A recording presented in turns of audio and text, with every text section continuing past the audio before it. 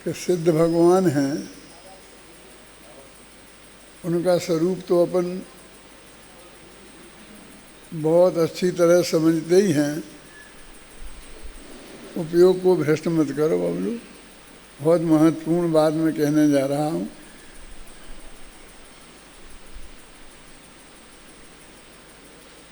सिद्ध भगवान हैं, उनका स्वरूप हम अच्छी तरह जानते हैं कि वे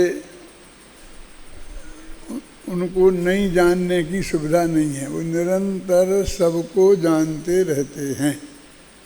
ज्ञान गुण के संदर्भ में उनकी परिणति ये है कि वो निरंतर जानते रहेंगे, ये मानते हैं ना अपन सब। और सुख गुण की परिणति का क्या है कि प्रति समय अनंत आनंद भोगते रहेंगे, उसमें भी कोई ऑप्शन नहीं है कि कभी भोगेंगे कभी नहीं भोगेंगे। ऐसा नहीं चलता है कि ये मूंग की दाल खाते खाते 8 दिन हो गया है, अब तो बदलनी चाहिए, ऐसा कैसे हो सकता है, हैं? संडे को तो कुछ टेस्ट बदलना ही चाहिए। तो अनंत काल तक क्या है, आवाज़ नहीं आ रही?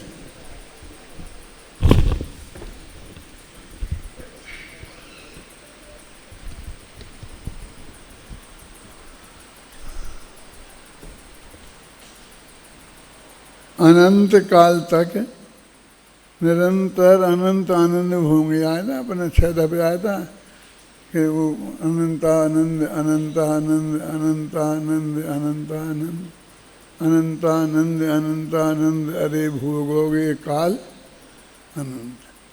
सुख गुण की भी यही स्थिति है और ऐसे अनंत गुणों की है, श्रद्धा की, चारित्र की, और भी जितने गुण हैं सबका एक सा ही परिणमन जब से वे सिद्ध हुए हैं तब से अनंत काल तक होता रहेगा। ऐसा सिद्ध भगवान का स्वभाव है, ये अपने ख्याल में अच्छी तरह से है।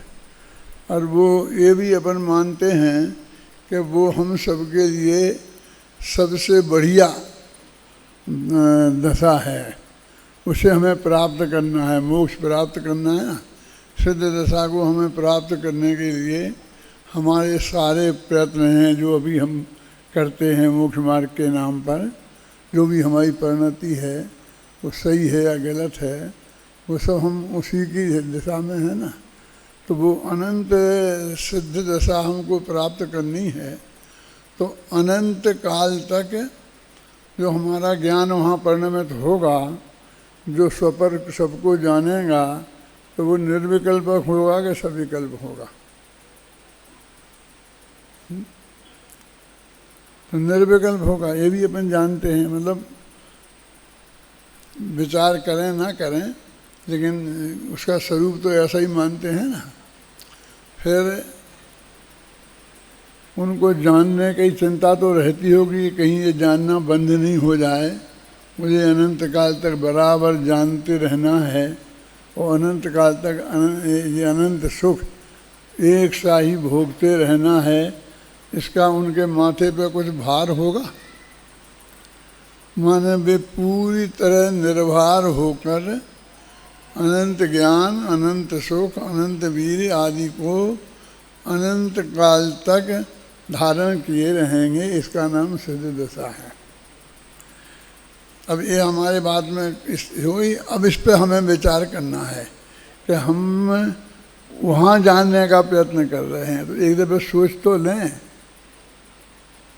कि आज तो हमारी स्थिति ये है कि वो सामायिक का जो काल है, अपन ने कल ने की परसों बताया था ना, मुनिराजों का, अनुवृत्तियों का और सम्यक दृष्टियों का, तो उसमें वो बीच के काल में क्या करते हैं, तो कुछ नहीं, मतलब अपनी इच्छा से ऐसा नहीं। जिन ज्ञेयों को वो जान रहे हैं वो भी अपने प्रयत्न से भी नहीं जान रहे और जानने का कुछ भी नहीं कर रहे। ऐसा नहीं ज़्यादा मेहनत तो नहीं करनी पड़ती, इतनी गर्दन हिलानी पड़ती है और जान लेते हैं। ऐसा तो कुछ नहीं है ना। जो उनके ज्ञान का ज्ञेय सुनिश्चित है संजीव, वो ही जानते रहते हैं, वो जानते रहते हैं। नहीं है, कल हमें और तुम्हें भी ऐसे ही जानते रहना है अनंत काल तक। जब मोक्ष में पहुंच जाएंगे तो हमारी वही स्थिति होगी ना कि आपको शंका लगती है तो आपकी मुक्ति की जो कामना है वो निरर्थक है बिल्कुल।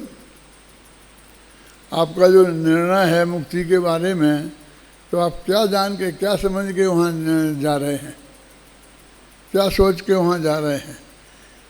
जिस काम को आज आप 5 मिनट नहीं कर, 5 मिनट तो बहुत है, 1 सेकंड को भी नहीं कर पा रहे, हमको नहीं लगता है कि हम ऐसी सामायिक इस भव में हम कर लेंगे कि नहीं कर लेंगे।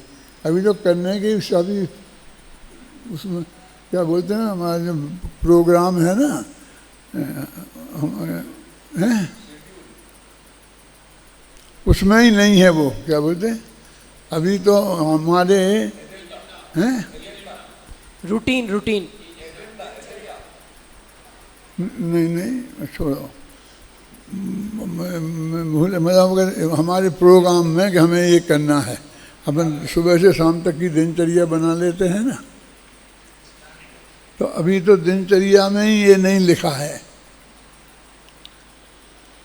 अभी तो हमने मैंने हमारे वो प्रोग्राम में ही नहीं है। वो शब्द मुझे आ जाएगा तो फिर मैं आपको हाँ टारगेट समझ लो, लक्ष्य समझ लो, लेकिन वो जो मूल शब्द है वो बहुत सरल है, वो बहुत सहज है। अपन बना दे, मूल लक्ष्य बनाते हैं ना, कहते हैं ये तो आज तो हमारे आज के हमने कार्यक्रम बनाए जिनमें बहुत महत्वपूर्ण कार्य होते हैं ना, तो कहते भाई हम क्या बताएं, तुम्हारे तो विषय में हमारा से मिलने का कार्यक्रम ही नहीं था, अभी हम उसमें ही नहीं है कि हमको ऐसा एक क्षण, इतने दिनों से मैं कह रहा हूँ, तो हमको वो सामायिक के लोग, मेरे से कल किसी ने पूछा था कि अब आपने सामायिक शुरू कर दी। वो आदमी उसी सामायिक की कह रहा था जिसके मेरे विरुद्ध शिकायत है कि मैं सामायिक नहीं करता। मैं उसे सामायिक मानता होता तो करता। वो जो कोरा नाटक है क्या, और यदि उसे आप करने की बात कहो तो मेरा जवाब वो है जो बनारसी दास ने दिया है भक्ति के मामले में। पता है मैंने कई दफ़े कहा है कि ये जो अपना मंदिर है नीचे का, यहाँ पर मैं जिस दिन आया था जयपुर में, तो उसमें मैंने चारों तरफ छंद लिखवाए थे और अपने ऑफिस में भी लिखवाए थे। अब वे सब गायब हैं और मैंने कहा था कि इनको लिख लो, कागज़ पर नोट कर लो, स्थान सहित के जो यहाँ लिखा था, शायद पीयूष ने करके इकट्ठे रखे हैं, खो नहीं गए होंगे तो वो पीयूष के पास होंगे। उसमें ये था कि हे भगवान, तुम्हारी भक्ति मेरे हृदय में 24 घंटे बहती है।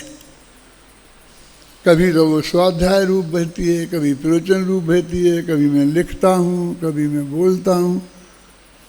ऐसी सारी जो क्रियाएं दिन की थीं उनने वो सब गिनाई थी कि ऐसी जिनेंद्र भगवान की भक्ति मेरे हृदय में 24 घंटे बहती है। किसी को वो छंद याद हो तो बताओ। हाँ भक्ति अंतिम पंक्ति है, लेकिन वो बाकी पूरा छंद कहाँ लिखा था, कैसे लिखा था, किन अक्षरों में था, उन अक्षरों का कलर कितना था, आकार प्रकार कितना है, सब मेरे इधर दिमाग में आ रहा। मैंने अपने सामने ऑफिस में बैठ के लिखा था, कछु और रहो उन साधन से श्रीमत का। मैं अपने हिसाब से मैंने सब लिखाया था, किसी दूसरों के लिए नहीं, स्वयं के लिए लिखाया था सब। तो ऐसी सामायिक तो 24 घंटा मैं सामायिक में ही हूँ। जिनेन्द्र भगवान की जो उस सामायिक में कि बस सहज जो ज्ञान है, यदि मैं केवल ज्ञानी नहीं हूँ तो सूक्ष्म ज्ञानी की पर्याय में जो जिस ज्ञेय का जानना नक्की है वो मेरे ज्ञान में निरंतर आता रहता है। और जब सहायक हो जाएगा ज्ञान तब वो सब लोका लोक आता रहेगा निरंतर 24 घंटा 12 महीना। तो वो असली सामायिक तो 24 घंटे में देखो चालू ही है। अरे वो आपकी वाली वो नहीं करी चालू है। मैं आपको जो जिस बात पर ध्यान दिलाने की कोशिश कर रहा हूँ वो ये कर रहा हूँ कि जो मैं कह रहा हूँ कि जो एक क्षण को करके देखो, जिसे तुम सामायिक मानो जानो, बेटा वैसी स्थिति में अनंत काल तक रहना पड़ेगा। जैसे हम किसी से कह दें तो यहाँ बैठो शांति से और मैं आता हूँ अभी, जब तक मैं नहीं आऊँ तब तक तुम यहाँ से हिलना मत, आऊँगा फिर अपन चलेंगे जहाँ जाना है। तो आपको एक एक मिनट कैसा भारी लगता है। और भाग्य से मैं मिनटों की कह के जाऊँ और घंटों नहीं आऊँ तो आपको वहाँ बैठा रहना कितना भारी पड़ता है, हैं? तो हमें कह रहे हैं कि वो हमको सामायिक करनी है। वैसी दशा में हमें सिद्ध दशा में अनंत काल तक रहना पड़ेगा। और अभी हम मिनटों में रहना हमारे शक्ति में नहीं है, धैर्य में नहीं है, हमारे फिर वो शब्द नहीं आ रहा मेरे ध्यान में, प्रोग्राम में नहीं है। जैसे अपन आवश्यक काम लिख लेते हैं परमात्मा, तो जो वो लिस्ट बनाते हैं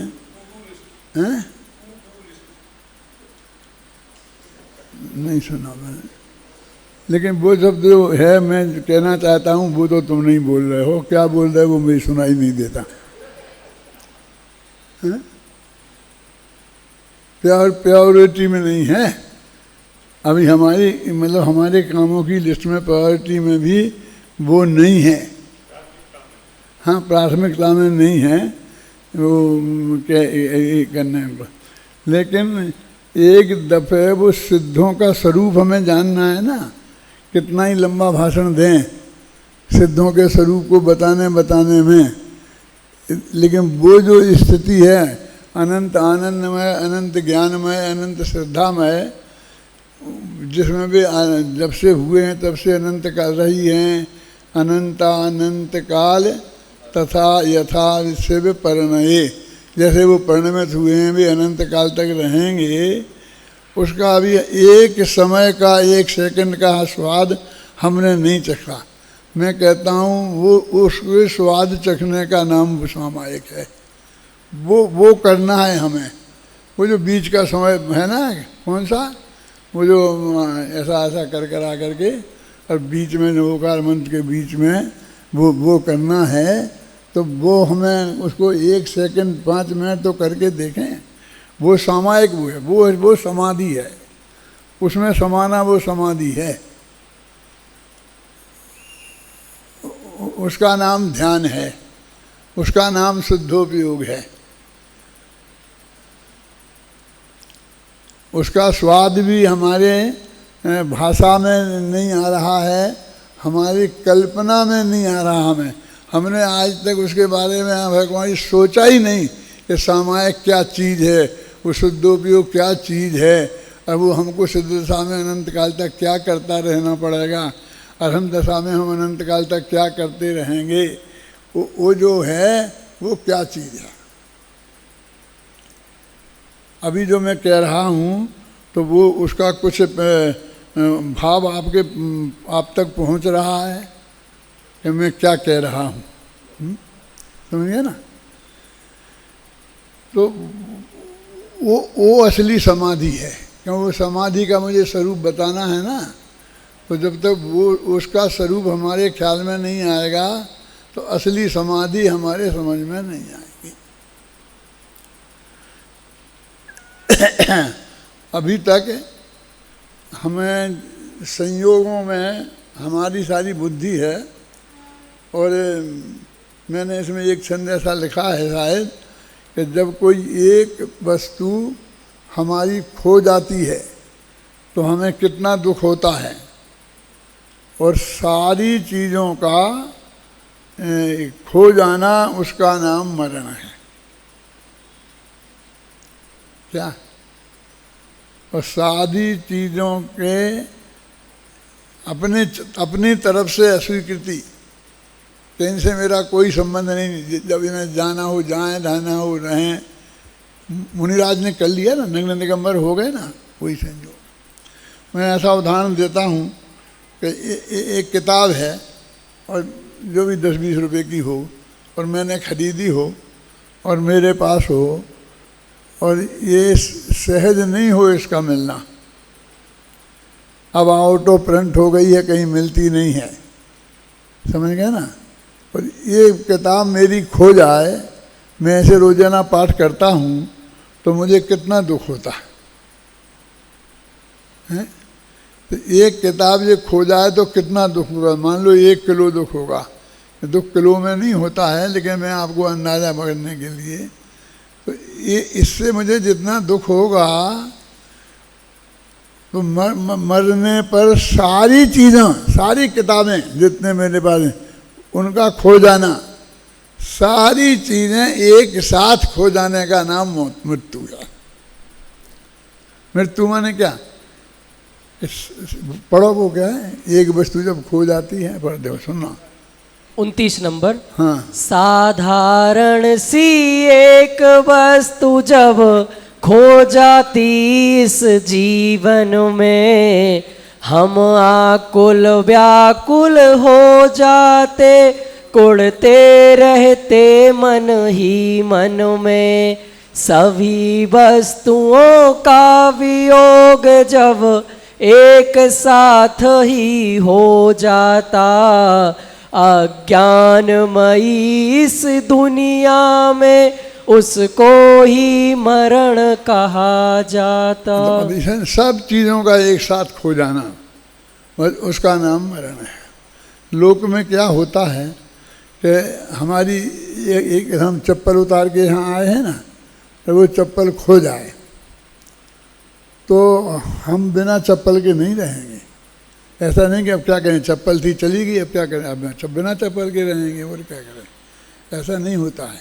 और जब मैं इस उदाहरण को कहीं बाहर जाता हूँ तो वहाँ तो ये कहता हूँ कि बढ़िया नई चप्पल, उससे अच्छी 10 लोग मेरे घेर कर लेके आएंगे कि साहब आप ये पहन लो, वहीं कहेंगे ये पहन लो, ये पहन लो, खुद की उतार के देंगे।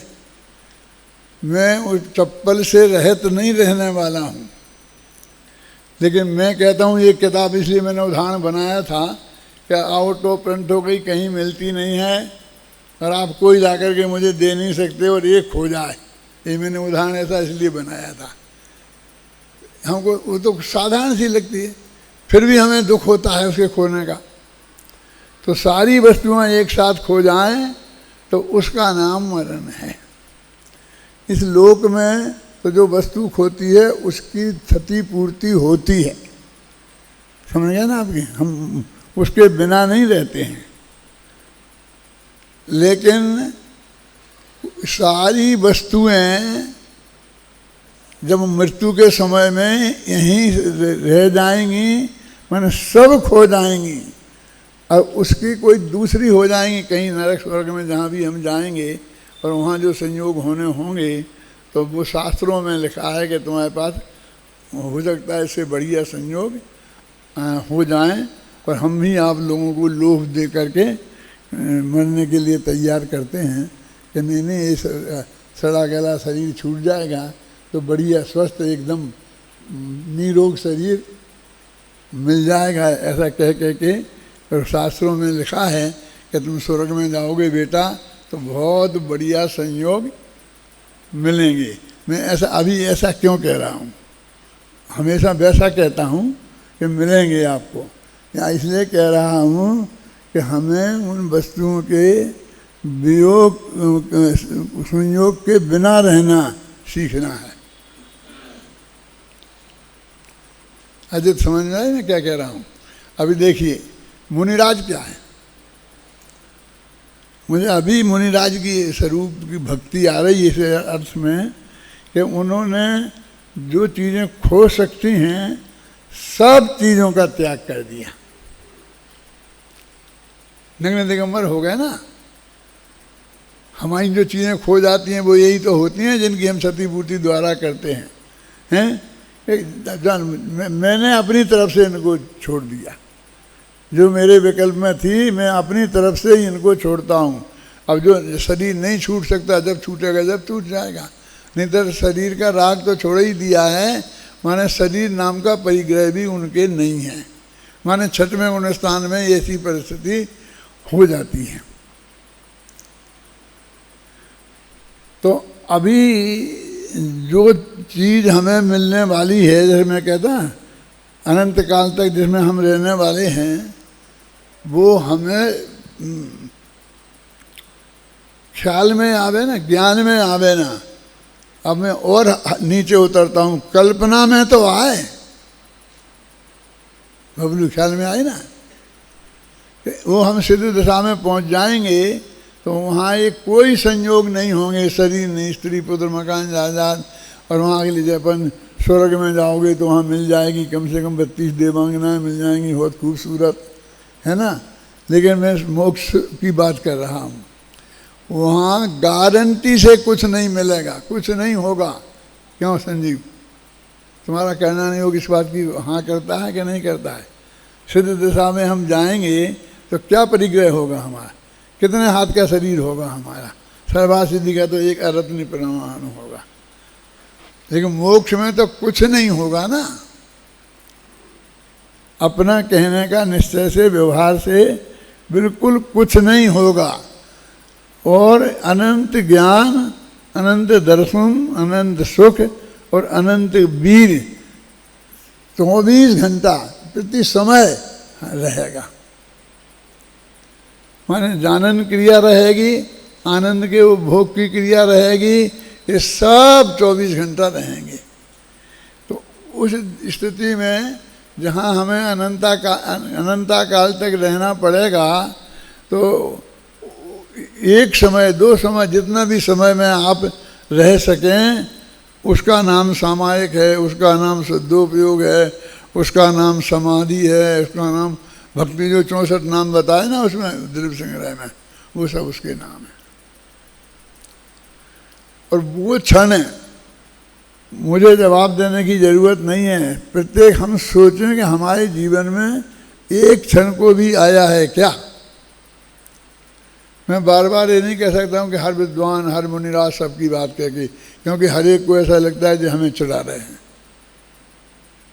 मुझे बिल्कुल उद्देश्य नहीं है किसी को चढ़ाने का, मैं तो हम अपनी दुर्दशा बता रहे क्या, मतलब उनको नहीं है, क्यों नहीं है, क्या नहीं है, हैं? इसका मुझे कोई सुख आनंद नहीं है, इसका मुझे कोई वो हर्ष विषाद नहीं है। लेकिन मैं तो सिर्फ ये कहता हूँ कि वो ऐसी कोई एक चीज़ है, वो अभी हो सकती है। कितनी यों चिंत निज में थिर भये, जिन्हें अकथ जो आनंद लहो, सो इंद्र नाद नरेंद्र वा अहिमेंद्र के नाही कहो। वो उस जाति का। टोडरमल जी ने लिखा है मोक्ष मार्ग प्रकाशक में, क्या कहते हैं, संसार के सुख से अनंत गुणा सुख मोक्ष में है। तो वो कहते हैं कि काय से गुणनफल लगाएं, संसार में कितना सुख है, रंचमात भी सुख नहीं ना संसार में, तो फिर गुणनफल काय से होगा। वो अलग जाति का सुख है, वो सुख यहाँ है ही नहीं। तो उस जाति का सुख चौथे गुणस्थान में सम्यक दर्शन होने पर यहाँ भोगने में आ जाता है। यो चिंत निधि में थिर भई जिन अकथ जो आनंद लहो सो इंद्र नाग नरेंद्र वाह। ये इंद्र नाग नरेंद्र कौन है? नागेंद्र है ना, सुरपति नरपति या सुरपति, मैं तीनों चारों गतियों में जो सर्वोच्च पद हैं, जो जिन्हें सुखी माना जाता है, उनमें किसी में नहीं है, माने संसार में ही नहीं है। माने मोक्ष का सुख वो अलग ही जाति का है, समझे ना। वो उस जाति का सुख तुझे प्राप्त होगा। तो वो प्राप्त हुआ है, नहीं हुआ है तो काय का सम्यक दर्शन है, काय का सम्यक ज्ञान है, काय का सम्यक चारित्र है। जिनने घोषणा कर रखी है ना, उनकी तो ड्यूटी है, उन्हें तो होना चाहिए। उन्हें तो नहीं है तो इसका उनको बहुत दुख तो हर एक को ही होना चाहिए। जिसको अज्ञानी मिथ्या दृष्टि है उसको कोई खुशी की बात नहीं है, लेकिन उसके लिए तो बहुत दुख की बात है। ये सारे पंच महाविद्य पाल रहे, सब कुछ कर रहे और वो नहीं है। वो किसी से निंदा भलाई बुराई की बात नहीं है। अंदर में वो कोई चीज है ऐसा तो विकल्प में आए राजकुमार। कोई किसी को कहना नहीं, मुझे किसी को कोई सर्टिफिकेट नहीं देना है, ना किसी से मुझे सर्टिफिकेट लेना है। मुझे तो एक ख्याल में ये बात आ रही है, तो ये बात मैं आप लोगों के ख्याल में डालना चाहता हूँ। जानता हूँ मैं बराबर बोल रहा हूँ 15 मिनट से, और बोलूँगा अभी 30 मिनट तक। वही बोलने वाला हूँ मैं बदलने वाला नहीं हूँ, यही कहने वाला हूँ। सुनील, समझे ना।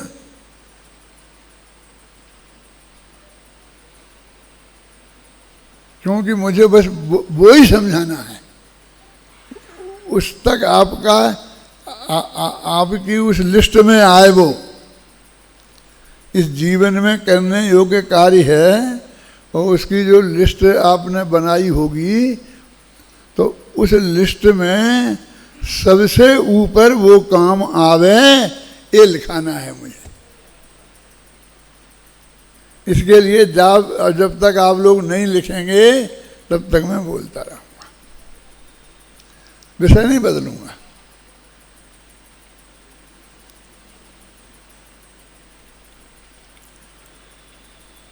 मैंने जब यहाँ आया प्रवचन करने तो पूरे 34 छंद पढ़े मैंने आने के ठीक पहले, और ये भी चुनने का विकल्प था कि आज मैं किस पर बोलूं। तो मुझे लगा कि अधिकांश में बोल चुका, सब छंदों का भाव तो मैं कह चुका हूँ। लेकिन फिर मुझे ध्यान आया कि जो एक बात मैंने कह रखी है वो कभी पूरी थोड़ी हो गई। कौन सी? यही कि असली समाधि क्या है, हैं? जिसमें अनंत काल तक रहेंगे सिद्ध भगवान। हमें रहना है भाई साहब, और हम रहेंगे। उसका स्वाद हमने अभी चखा है कि नहीं। वही समाधि है, वही रास्ता है। जो वहाँ रहना है वही रास्ता उसी रूप होगा। जिस दिशा में मोक्ष है, मोक्ष मार्ग भी उसी दिशा में होना चाहिए ना। जो हमें वहाँ अनंत काल तक हम भोगेंगे, उसके उपभोग से ही मोक्ष मार्ग आरंभ होगा। तो वो हमें ये आए कि हमें है कि नहीं है, जो भी हो आपकी स्थिति आप लोग निर्णय करना। मुझे नहीं कुछ कहना है, ना किसी को कोई सर्टिफिकेट देना है ना लेना है। मैं तो आपसे ये कहता हूँ कि वो असली समाधि है। ये समाधि का जो मेरा सब्जेक्ट है 8 दिन में, वो मैं उस पर आपका ध्यान आकर्षित करना चाहता हूँ कि वो समाधि क्या है। अब देखो, निगोद से लेकर और असैनी पंचेंद्री तक हम समझ लो एकदम बेहोश थे।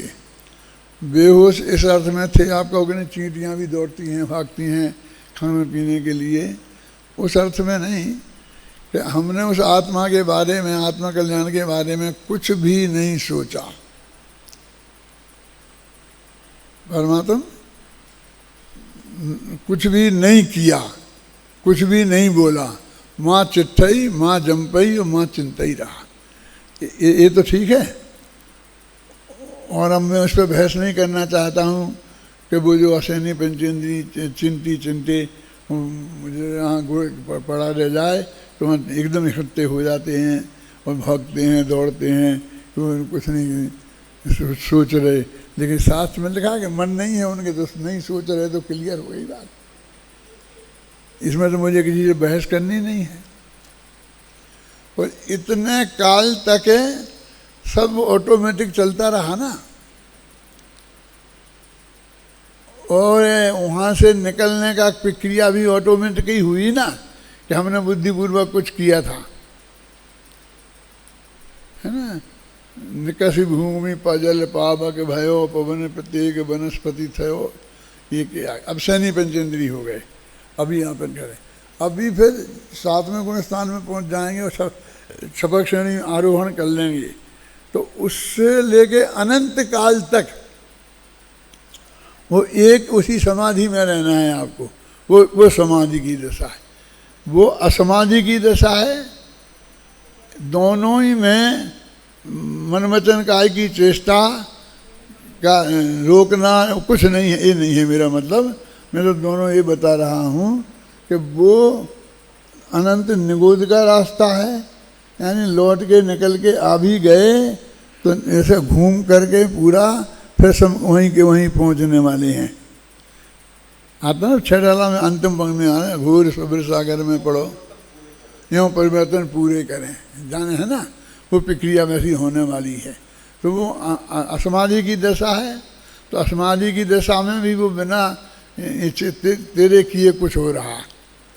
सज्जनवाणी में जो द्रव्य परिणमित होता है उसी को कर्ता कहा जाता है, या परिणमति सा कर्ता।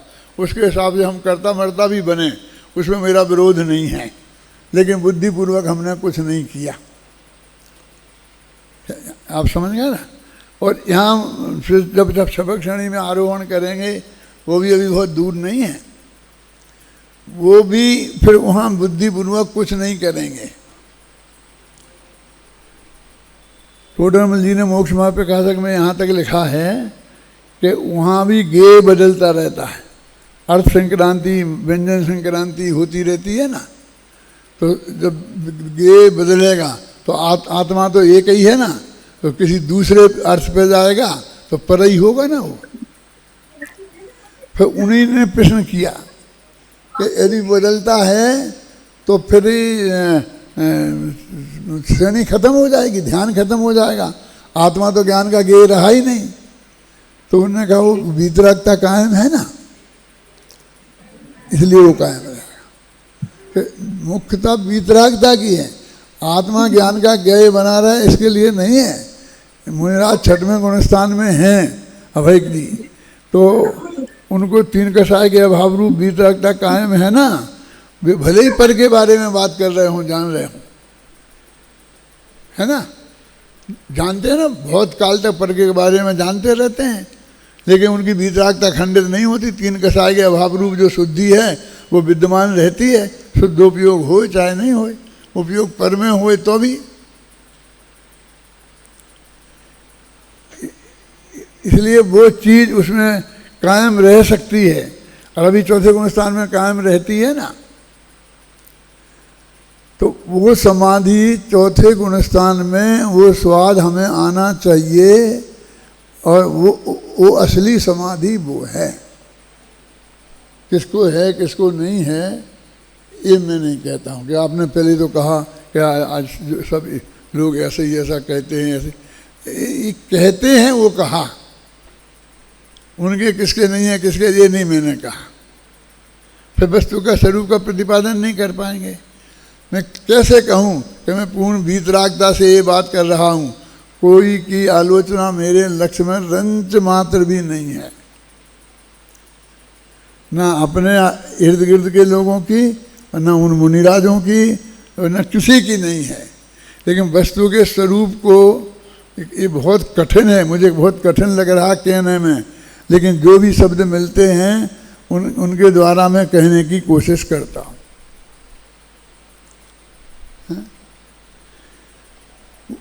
उसका नाम समाधि है, और वो समाधि हमें हो जाए, मान लें वो सम्मा दर्शन हो जाए, इस शास्त्रीय भी भाषा में कहूँगा सम्मा दर्शन हो जाए तो फिर आपको एकदम सरल सहज लग जाएगी।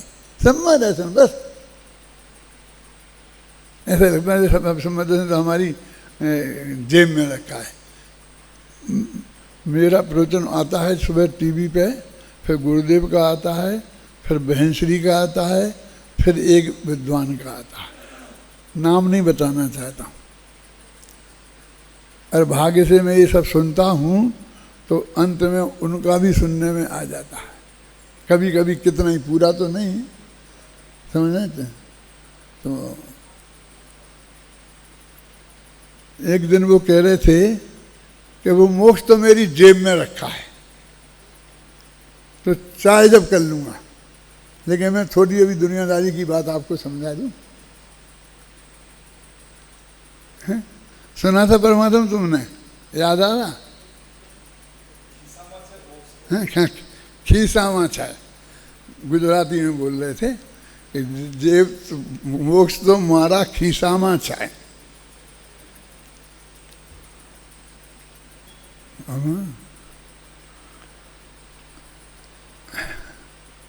और मैं ये कह रहा हूँ कि एक उनका एक समय का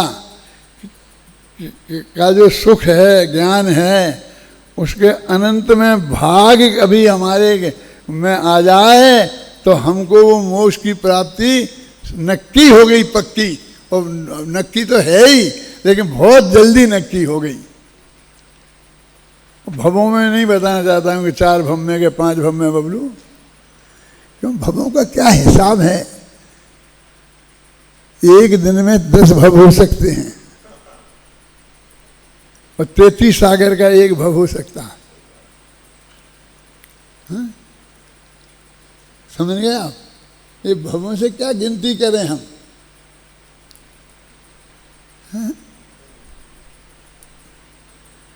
और ऐसा नहीं, ऐसा होता है। जो अभी यहाँ से तीसरे भव में मोक्ष जाना है ना जिन्हें, तो एकदम सीधे सर्वा सिद्धि आदिनाथ चले गए, भरत चक्रवर्ती चले गए, सर्वा सिद्धि से आए थे, तो 33 सागर तक फंसे रहे वहाँ। इसमें कितने भवने बढ़ जाते। कैसा वो वहाँ तो फंस गए थे, इसलिए असंयमी रह गए इतने काल तक। तो यहाँ आ गए थे तो फिर 84 लाख पूरब में, 83 लाख पूरब तक घर में काय को बैठे रहे। समझ में आया क्या कह रहा हूँ मैं? अभी तो वहाँ नहीं हो सकती थी, यहाँ से तो हो सकते थे ना। नहीं आई काल लब्धि।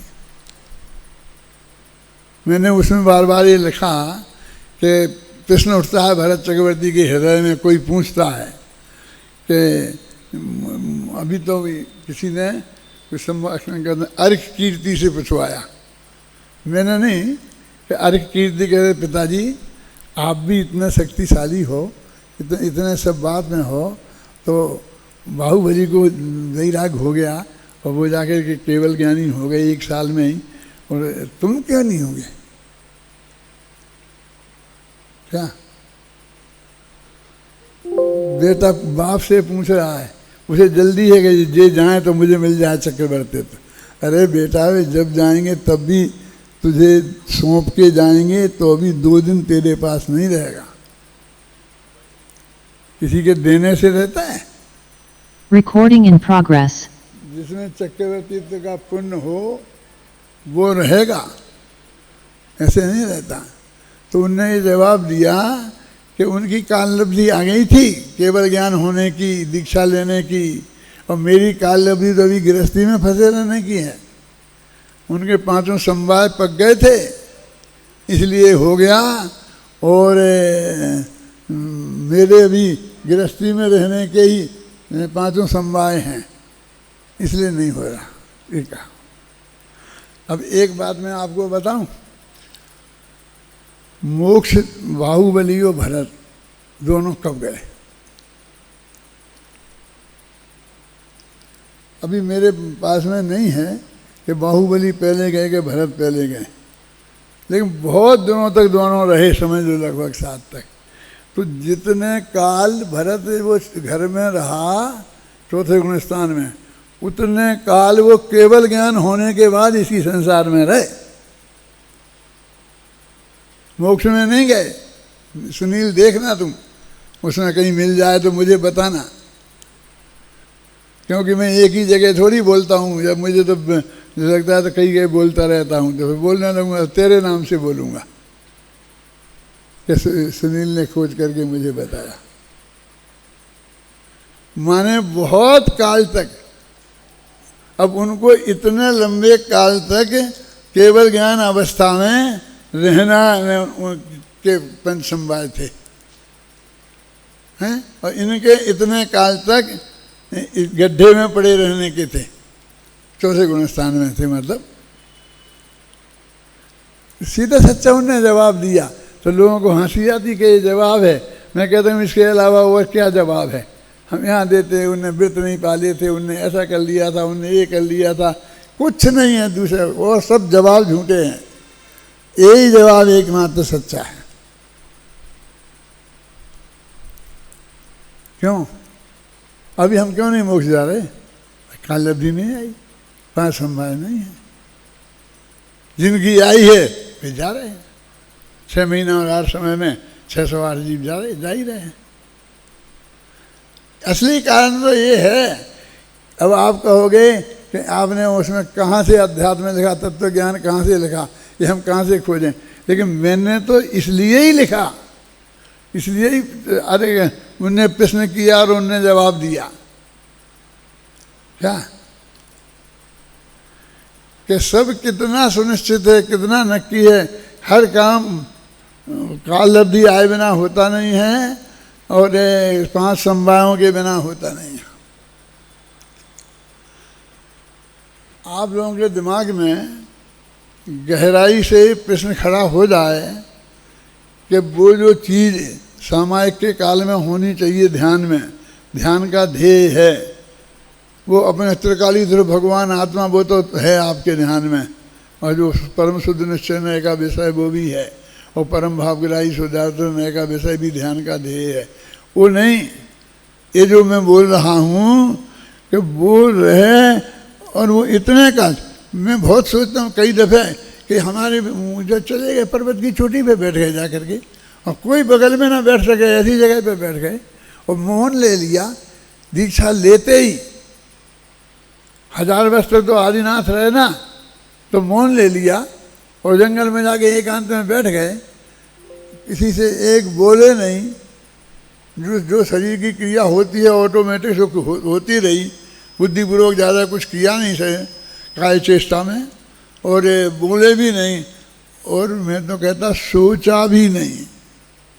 रोजाना 7वें गुणस्थान में जाते हैं ना, तो जितने काल में 6वें में रहते हैं और 7वें में, उतने काल में वो ध्यान का ध्येय पक्का रहता है। तो उसमें माँ चिट्ठई, माँ जंपई और माँ चिंतई रहता है। समझ रहे मैं क्या कह रहा हूँ? चौथे गुणस्थान में रहते हुए भरत चक्रवर्ती को भी होता था, कितने कम काल को होता था ये अलग बात है, और उन्हें कितने काल को होता था वो अलग बात है। समझ में आई ना बात में? तो वो चीज़ असली समाधि है, ध्यान है। उस समाधि में हमारा जीवन, उस समाधि में जीवन बने, और फिर समाधि मरण का क्या होगा? जब मर जाएंगे तो वो मरण का नाम समाधि मरण हो जाएगा। कुछ नहीं करना है उसे तेरे लिए, समाधि मरण के लिए पर्टिकुलर कुछ नहीं करना है। तू समाधिमय जीवन बना ले, तेरा मरण गारंटी से समाधि मरण होगा।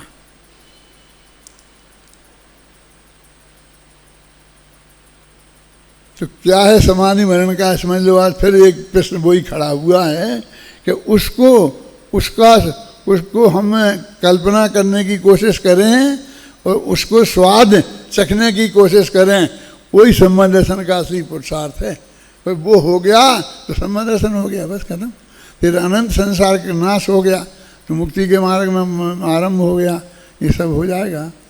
बाकी बात कल। सहजानंदी सोद स्वरूपी अविनाशी हूँ आत्मस्वरूप। सहजानंदी सोद स्वरूपी अविनाशी हूँ